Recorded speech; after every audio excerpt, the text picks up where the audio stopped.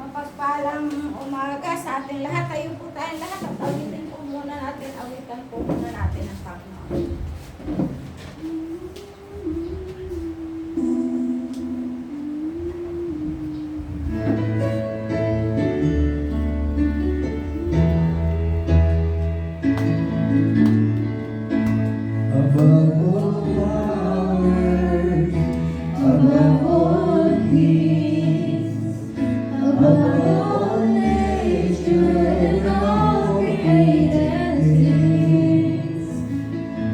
Above all wisdom and all the ways of man, you were here before the world began. Above all kingdoms, above all thrones, above all wonders the world has ever known. Above all real and treasure of the earth, there's no way to measure what you were.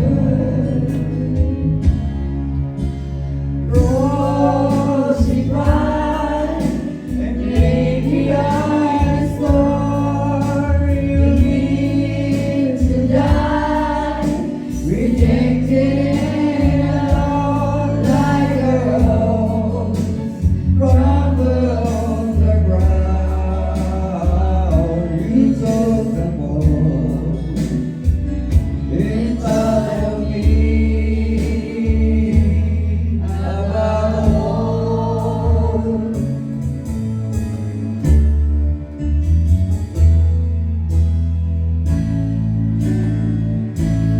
Above all powers, above all beings, above all nature and all entities, above all wisdom and all the ways of man, you were here before the world began. Above all kingdoms, above all thrones, above all wonders the world has ever known, above all wealth and treasure of the earth, there's no way to measure what you were.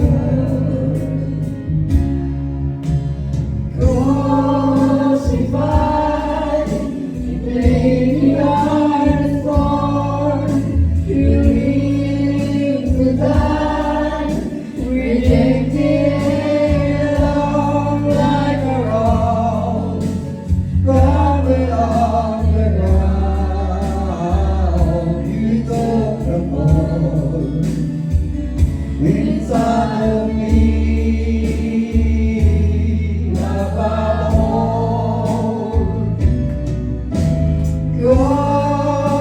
Crucified and laid behind the storm, you lived to die, rejected and alone like a rose, crumbled on the ground. You took the fall inside of me.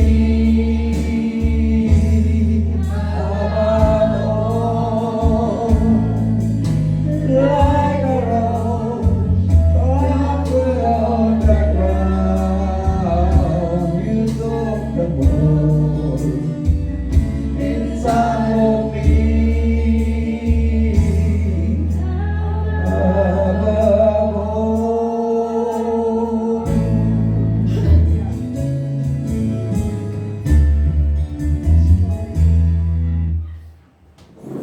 Dakila ka po aming Diyos. Ikaw nga po, Ama, ang pinakamataas na Diyos na sasambahin at patuloy na sasambahin, patuloy na paglilingkuran.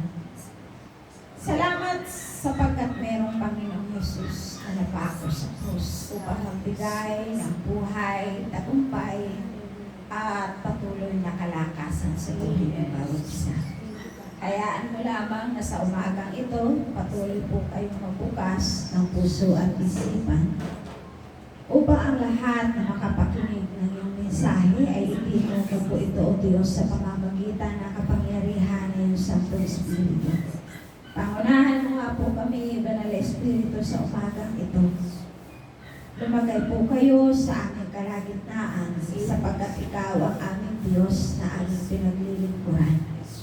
Wala po kaming magagawa kung wala ka sa buhay namin. Pagsalita po kayo, O Diyos, sa aming mga puso at hayaan mo na kontrolin mo ang aming mga kaisipan upang huwag kami magkasala laban sa iyo kailanman. Diyos na dakila at tapat, maraming salamat po sa umagang ito. Salamat sa panibagong tagumpay at patuloy na tagumpay at pagpapala. Samahan mo po kami hanggang sa matapos ang gawain ng ito, God. Ito po ang aming samot dalangin sa pangalan ni Jesus. Amen. Mapagpalang umaga sa ating lahat at sa umaga po ito ay muli naririnig po tayo. Nais kong balikan sa inyo sa umagang ito ang mga hirap na dumaraing araw at gabi.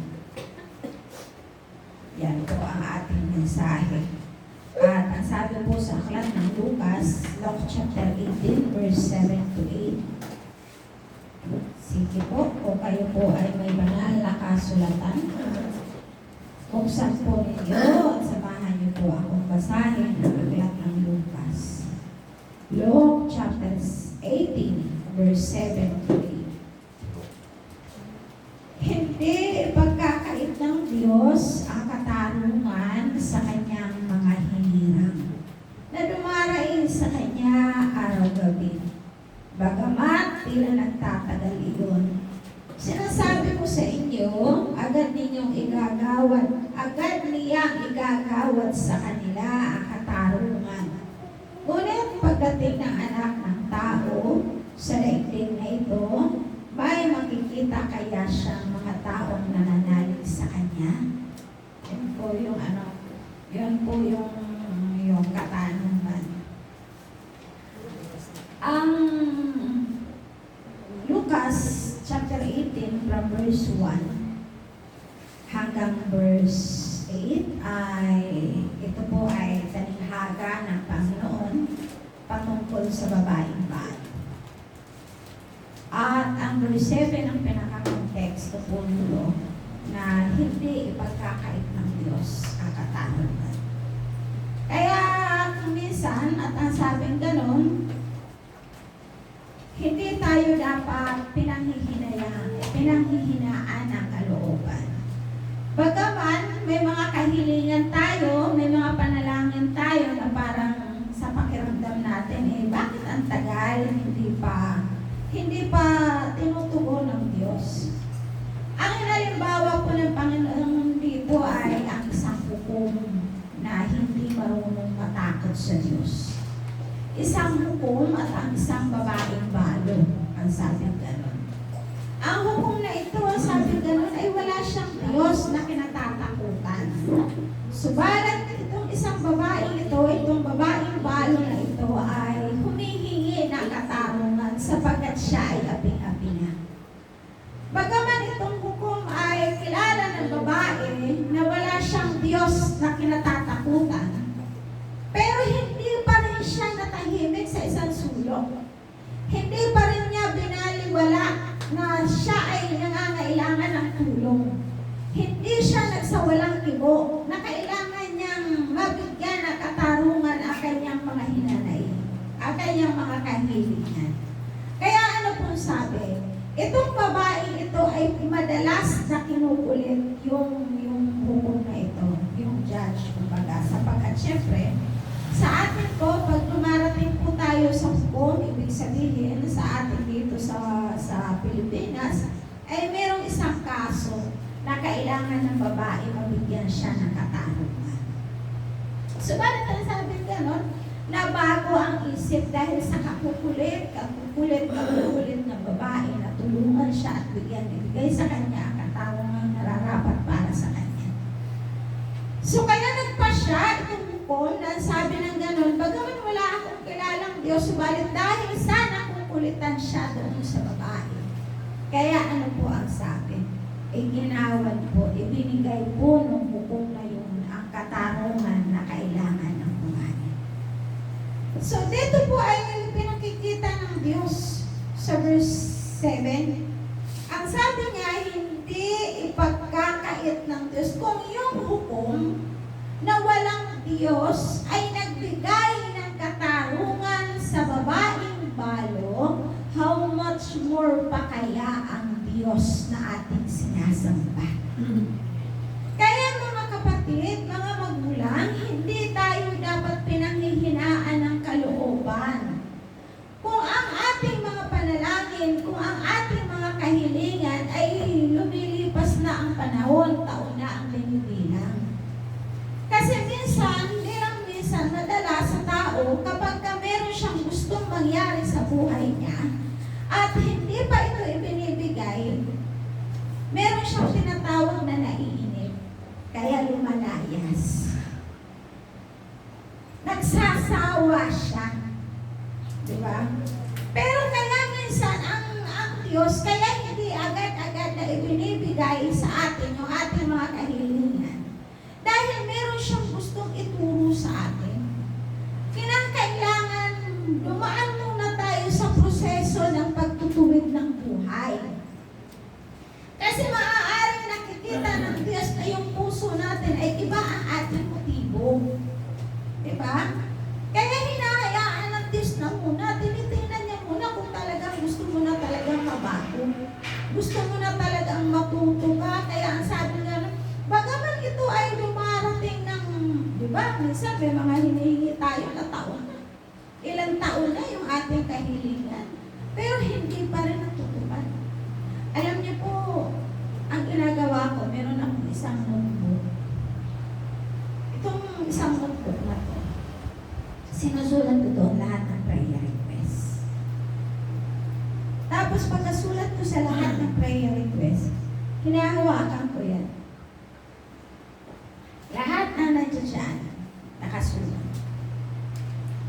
Hinahawakan ko after ko may sulat.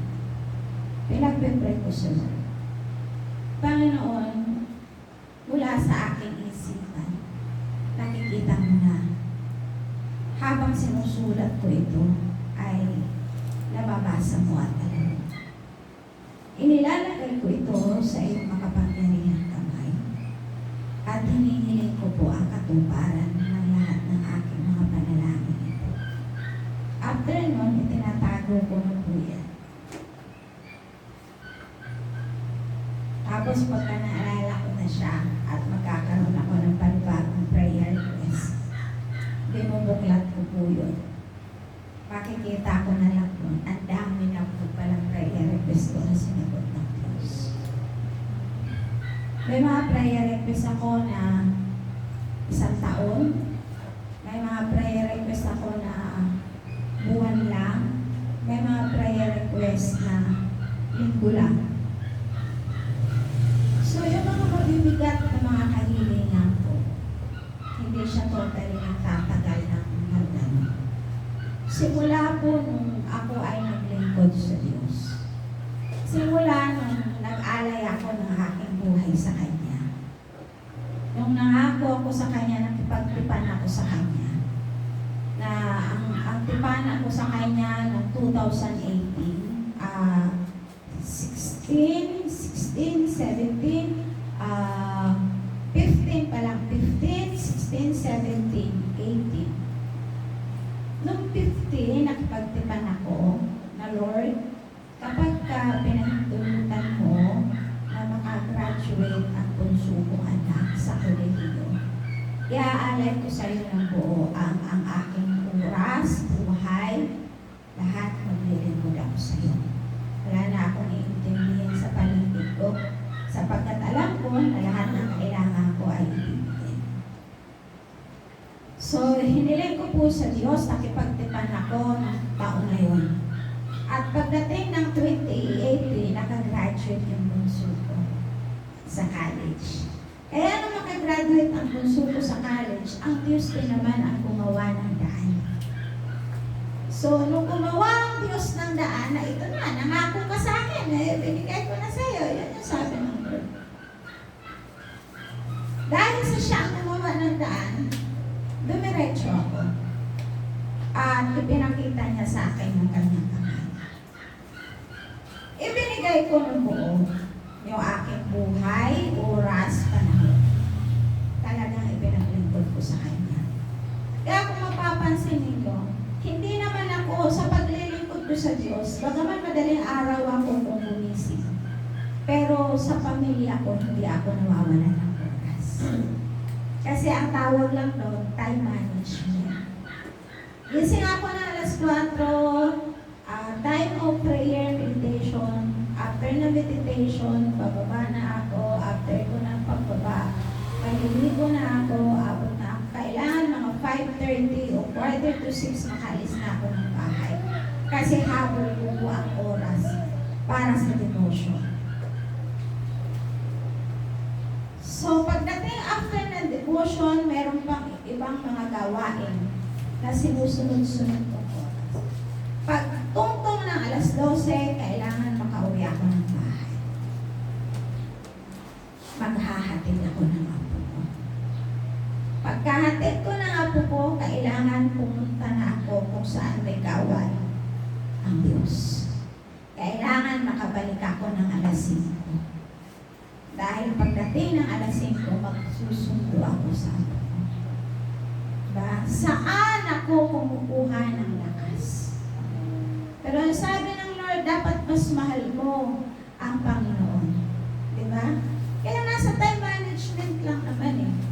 Paglilingkuran mo ang Diyos, habang ikaw naman ay patuloy na nagmamahal at sumusuporta sa iyong pamilya at sa iyong sambahayan. Hindi yung iiwanan mo ang Diyos, ang gawain ng Diyos, ang ipinangako mo, dahil kailangan ka ng pamilya. Diba? So, nakakalungkot ang mga ganong katwiran. Mas kailangan ako ng pamilya ko. Diba? Pero sino ang nagpo-provide sa lahat ng pangangailangan ng pamilya? Diba ang Diyos? Yun ang hindi natin naiisip. Yun ang hindi natin nabibigyan ng pagkakataon sa ating buhay. Kaya ang sabi ng gano'n, huwag kang magpanghihinaan ng kalooban. Huwag mong ilagay sa isipan mo na parang nagsasawa ka na. Yung tagal na ng panalangin ko hanggang ngayon hindi pa rin tinutupad. Pero sabi gano'n ng Biblia kung yung hukom nga na walang Diyos, nang dahil sa kakulitan, nung babaeng balo, ipinagkaloob niya ang katarungan. How much more pa po kaya ang Diyos? Diba na ating pinaglilingkuran? Kaya sa tamang panahon, bagaman ikaw ay nasasaktan, bagaman ikaw ay nanghihina, basta't ikaw ay magpatuloy lamang sa pagtawag sa Diyos at paghingi ng katarungan, ibibigay ng Diyos siya sa tamang panahon at sa tamang proseso. Huwag ka lang manghihina. Magpatuloy ka lang. Huwag mo lang sabihin, nakakainip naman dyan sa church. Kami na lang, lagi na lang kami, di ba? Pero tandaan mo na kaya ka nandyan sa upuan na yan kasi may plano ang Diyos sa buhay mo. Huwag mong silipin yung kami. Silipin mo kung anong magagawa mo para sa gawain ng Diyos. Yes. Yun ang pagsumikapan natin. Kasi merong Diyos tayong makatarungan na bibigay. Noong mga panahon na si Abel ay pinatay ni Cain, ano po ang nangyari? Lihim po yun eh. Wala namang nakakaalam nung patayin ni Cain si Abel. Dahil niyakap ni Cain si Abel patungo sa bundok at mamamasyal sila. Ibang klase ang pamamasyal ng panahon na noon, kabubatan, kabundukan. Samantala ngayon, mall, gano'n na. Iba na ngayon. At yan na yung isip. Di ba? Yung isip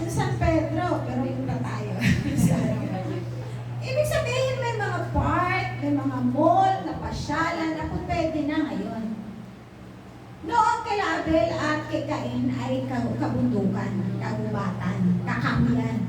At ano sabi?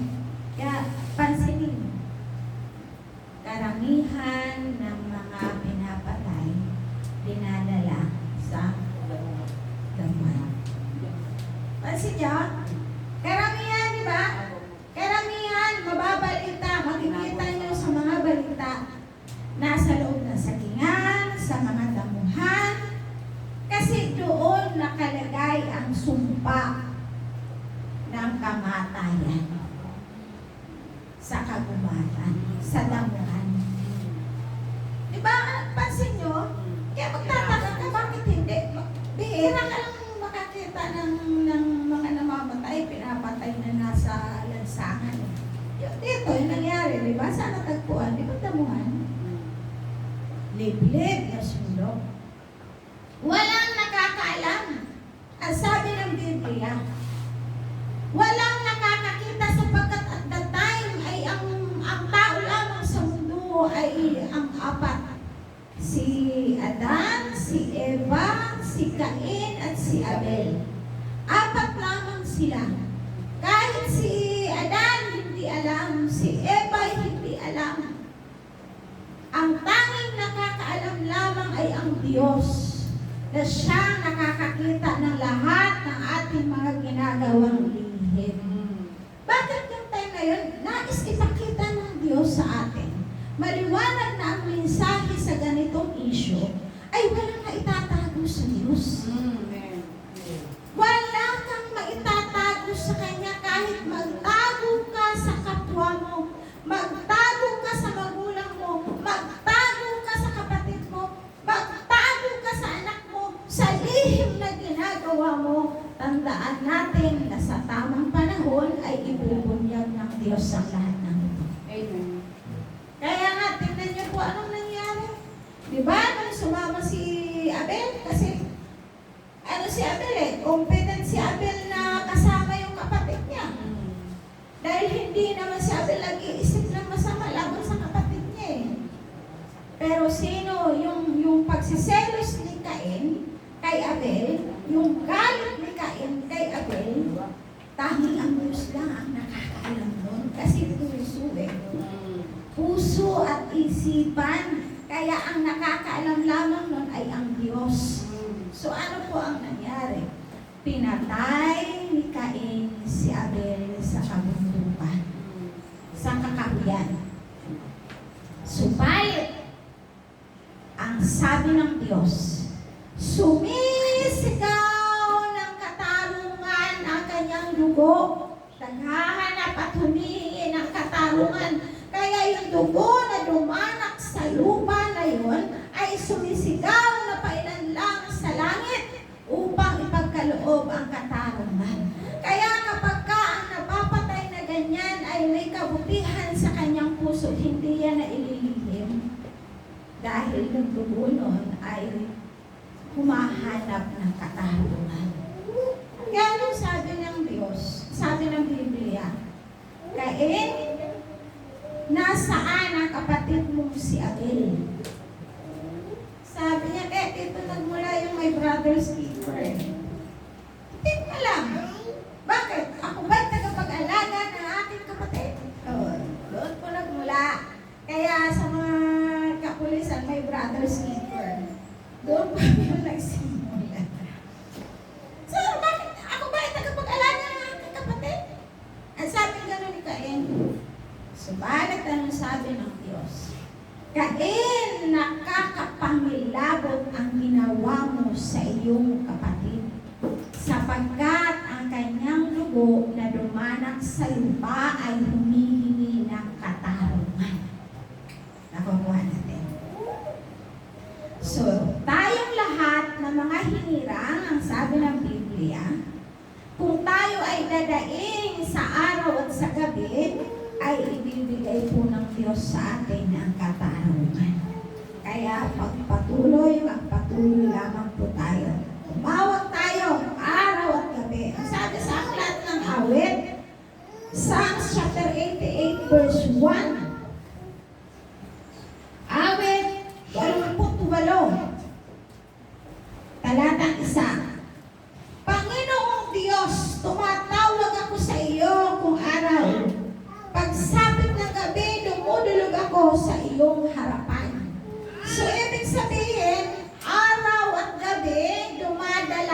si David, walang patid. Diba? Tayo minsan nagsasawa na. Nararamdaman ang panghihina ng isang Kristiyano. Isang beses lang manalangin sa loob ng isang linggo. So, walang power, walang kapangyarihan. Kaya, ang sabi ng Biblia, kailangan bilang tayo ay mga hinirang ng Diyos, dumaing ka katulad na kay David. Dumadaing si David pagdating ng araw. Ang sabing ganon, at tumutulog siya pagdating ng gabi.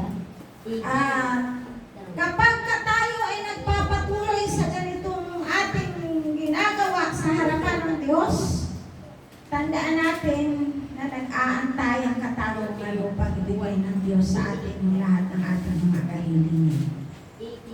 Ang sabi sa Revelation chapter 6 verse 10, ubos lakas sila upang noon makapangyarihan, banal at tapat, gaano pa katagal kami maghihintay, kailan mo pa huhukuman at parurusahan ang mga taong pumatay sa amin. Diba? Panalangin po nila yun, sumisigaw sila, humihingi ng katarungan. Yun yung mga banal, yung naalala niyo po yung kapag ang isang tao ay yung sa New Testament na mga hinirang ng Diyos, yung mga lingkod ng Diyos, di ba, mga pinapatay sila. Merong binaligtad, merong binalatan ng buhay, ng mga panahon. Meron silang mga pag-uusig nung after ng Panginoong Jesus, di ba, may mga alagad. So, kung mababasa ninyo sa Biblia, iba-iba ang kaparaanan na kanilang kamatayan. Kahit si John the Baptist. Si John the Baptist, di ba, hindi siya namatay ng natural. Pinatay siya, pinuputan siya ng ulo.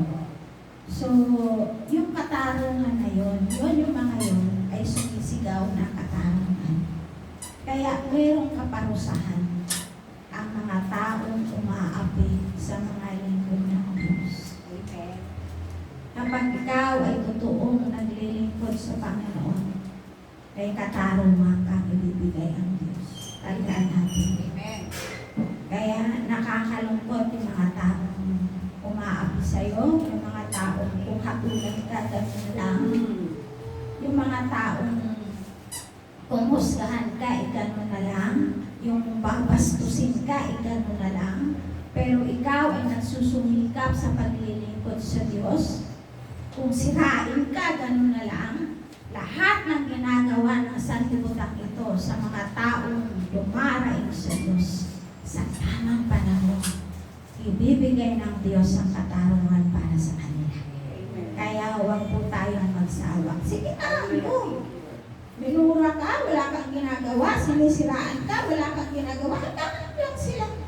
Ipagpasalamat lang natin sa Diyos.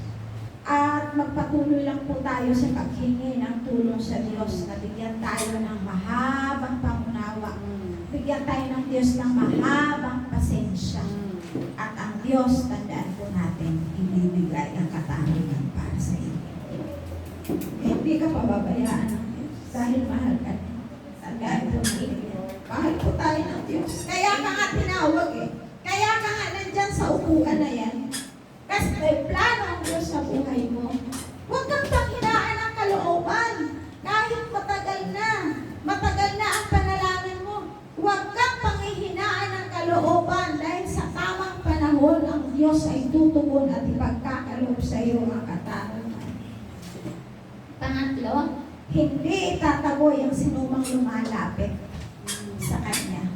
Kailanman hindi po tayo itataboy ng Diyos. Kung minsan kapag tayo ay lalapit sa ibang tao, di ba, pinahihindihan tayo, nalilito tayo. Pero pag tayo ay lumapit sa Diyos, kailanman hindi na tayo itatakwil. Basta't ang ating puso ay punong-puno ng pagpapakumbang. Ang ating puso ay punong-puno ng pagnanasa na siya ay ating mapaglingkuran. Gano'n ang kahirap. Kaya sabi nga, di ba, if you want to follow me, pick up your cross. Pick up your cross and follow me. Di ba? Gusto mo sumunod? Kaya, pagtiisan mo. Dahil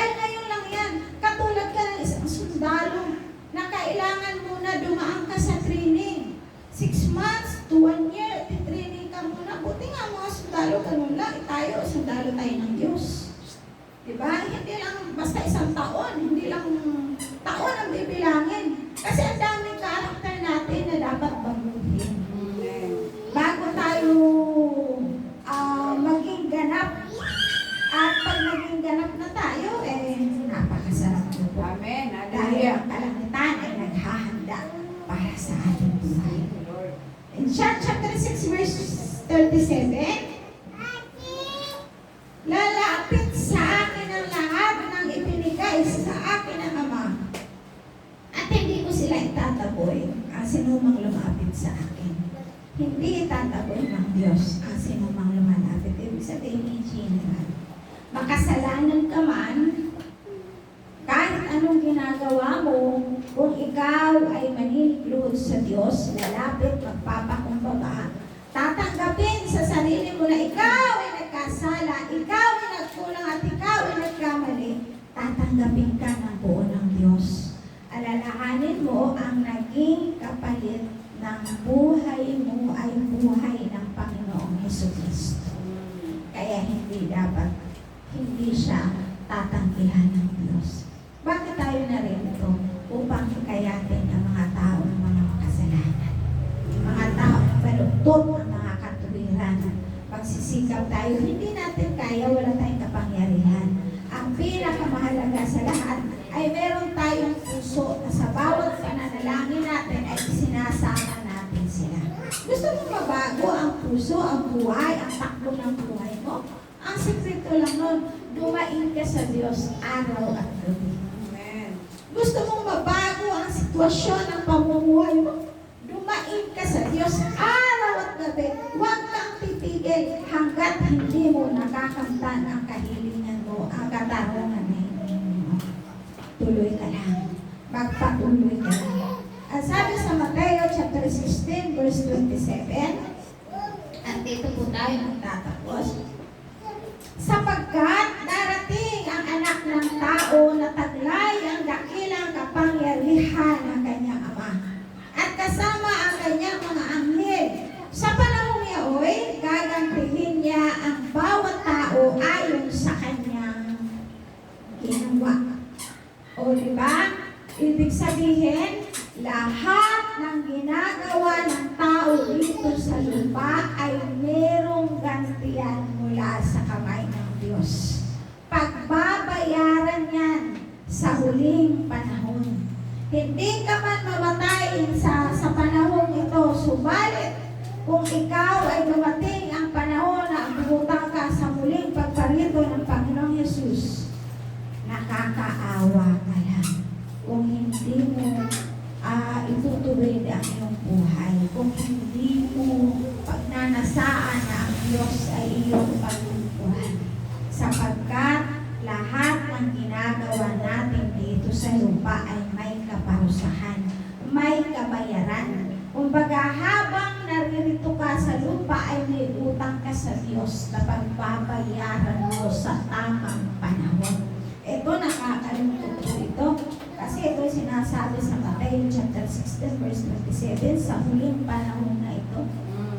Sa huling panahon na po yan, yung sa pagdating ng Panginoon na kasama ang kanyang mga anghel, last days na po yan. So, paano na lang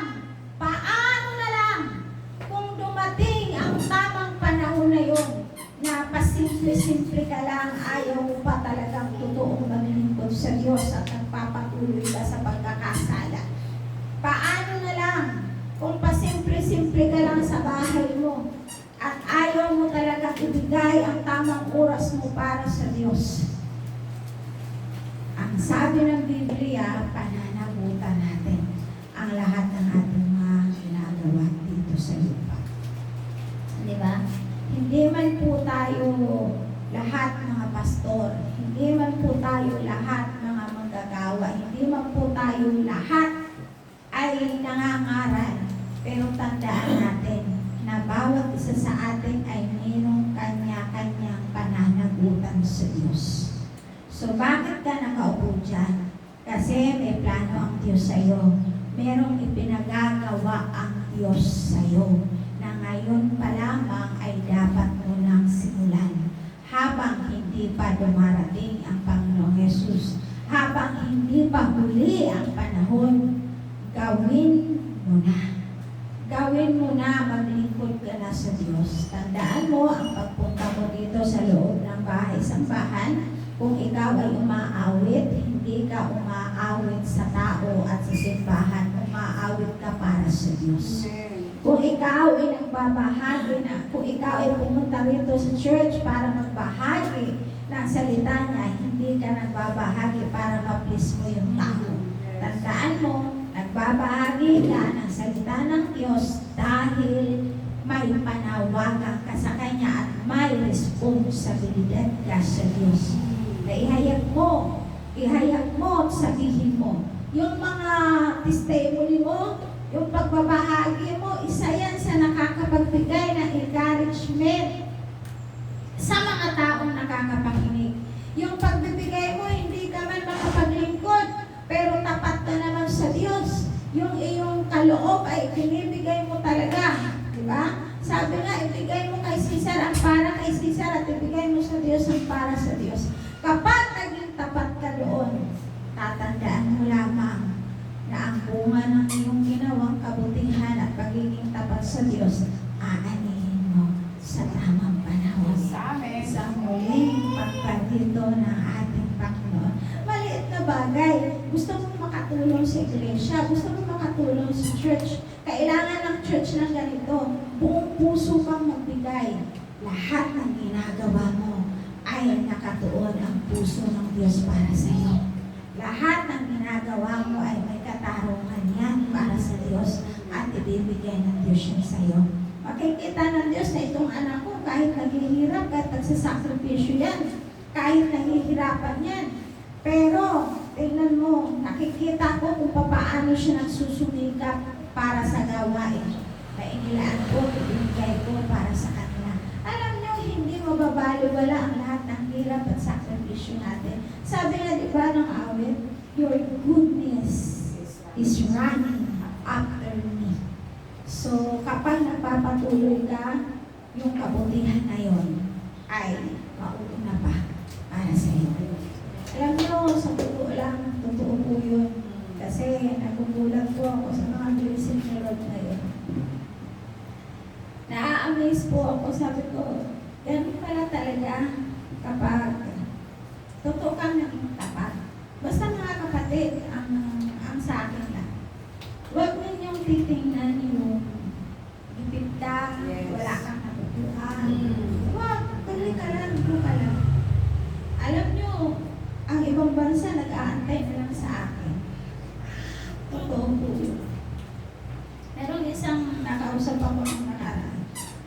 Tinanong ako, sabi niya, gusto ba na may papilis ka na ba? Natapos na ba yung passport mo? Sabi ko, hindi po ako makapag-process ng papers ko kasi financially, wala ko akong kakayanan. Huwag mo lang isipin yan. Ang ticket mo ay paglalaanan ko. Pagpa-interview ka na, gawin mo na, at nag-aantay na sa'yo ang mga seminars. Kaya parang natatouch ako. So, sabi ko sa Lord, ano ba dahilan? Para hindi ako mag-ikot sa'yo. Ano pang dahilan para tama rin ako? Kasi nangako ako, buhay ko man ay aalay ko para sa Diyos. So, lahat ng bagay, yung mga pangyayari na hindi mo hinihiling, hindi mo ninanasa. Kasi ang puso ko, ito lang ako eh. Kung paano ako makakapaglingkod sa iyo, dito lang ako. May pera man ako kaya wala, basta may gasolina ako sa sakyan ng ito ko. Gulang ako. Puyat man ako kay hindi. Basta ang lagi ko lang hinihingi sa Lord, bigyan mo lang ako ng lakas para mapaglingkuran kita nang abot sa aking makakaya. Yun lang. Hayaan mo na mag-glorify ka. Kasi alam mo kung ano laman ang puso ko. Alam mo kung ano yung motibo ko. So, nakakatuwa lang. Diba? simple ka, nandito ka. Pero yung Diyos, nagpaplano na lang, kinabukasan mo sa kanya dahil. Di ba nakikita na yun eh? Nagpaplano na ang Diyos, dadalhin kita dyan. Pararanas ko sa'yo yan. Sabi naman nung isang bishop ko, anong inapakan ko? Aapakan mo eh. Di ba parang yung puso mo? So ano kang dahilan? Kung ano yung narating ko ngayon, mararating ninyo lahat yan. Simple lang. Maging tapat lang ang puso natin sa Diyos. Maging totoo lang ang paglilingkod natin sa Diyos. Ano man ang mangyari. Normal lang na dumaranas tayo ng mga pagsubok habang tayo nandito pa. Pero ipagpasalamat natin na tayo ay dumaranas ng mga pagsubok sapagkat dito ka sinusubukan ng Diyos kung gaano makatapat sa Kanya. Ano ba? Lahat po tayo ay tumayo. Huli po tayo umawit sa Panginoon.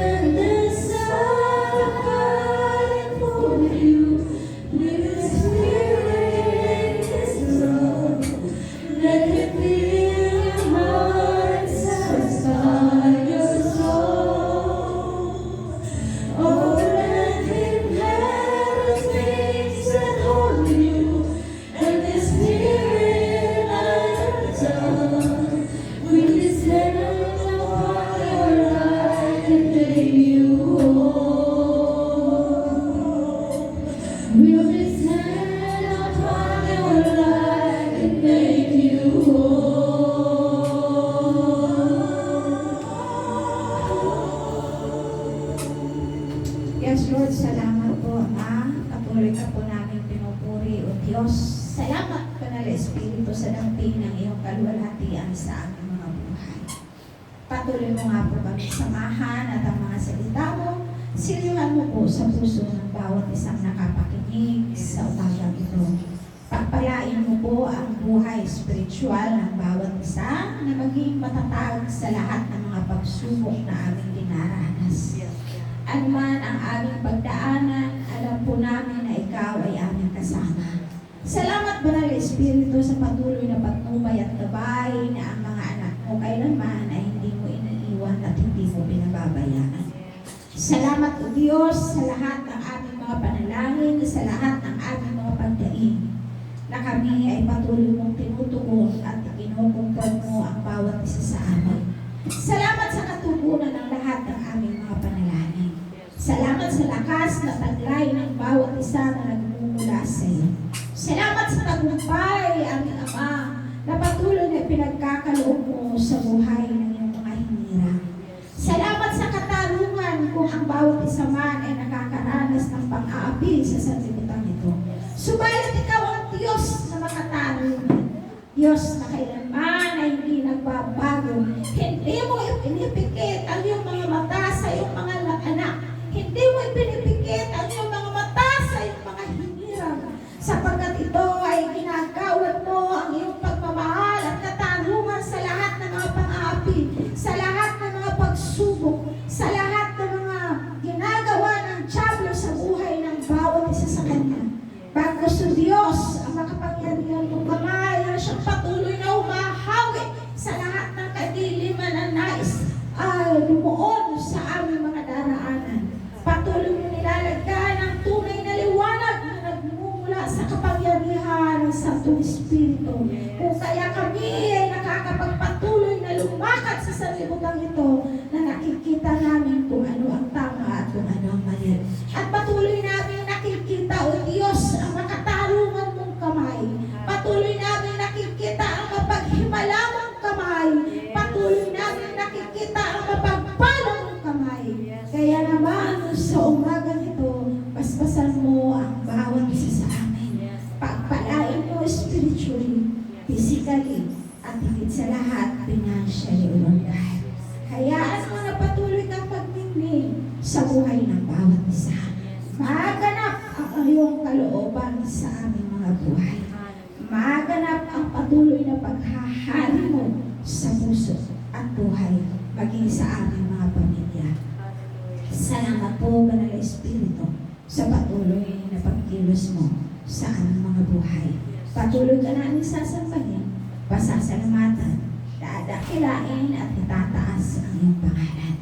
Ito po ang aming sangkot dalangin sa pangalan ni Jesus. Amen. Amen.